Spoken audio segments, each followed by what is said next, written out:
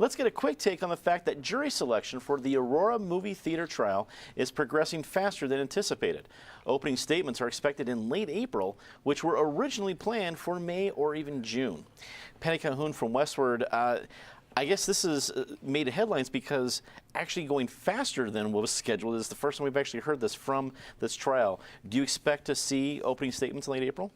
I think we probably will, and I guess if you think that you can get a fair trial in Arapahoe County, there's no reason to think if you call 3,000 people that you can't find people who can judge James Holmes fairly in less than 4 months or whatever they were talking about. So that it's going faster than their worst case scenario isn't a surprise, but look how long it's taken us to get to this point. It's true. David Kopel from the Independence Institute and DU Law School.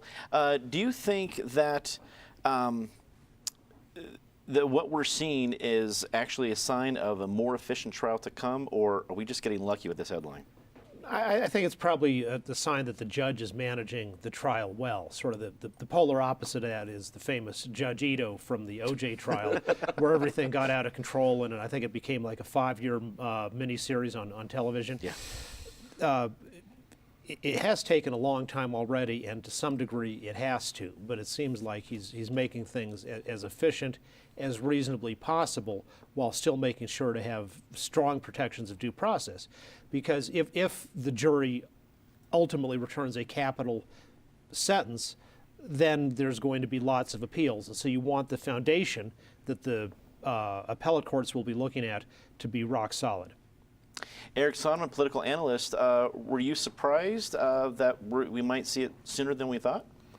Oh, I can't say I was terribly surprised. When I think of speed and something moving swiftly, the James Holmes trial is not exactly the first thing that comes to my mind.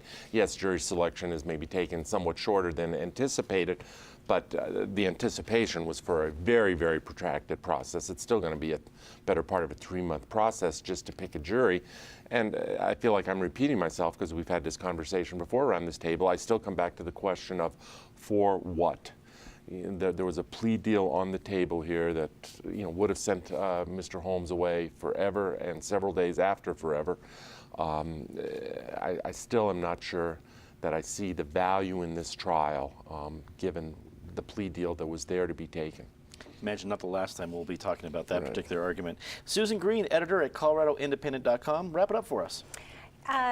The defense in this case, I don't think their strategy in any way is to prove Mr. Holmes' innocence. They have two strategies or two possible tricks up their sleeve. One is to argue insanity, so that the death penalty is not meted out, but this is the 18th Judicial District, ground zero for the death penalty in Colorado and really the West.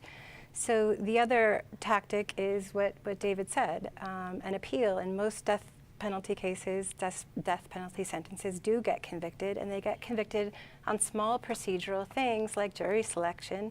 So the faster the judge goes, and really, I mean, I'm not sure we really want this to go so fast. I mean, it's more expensive if it gets appealed.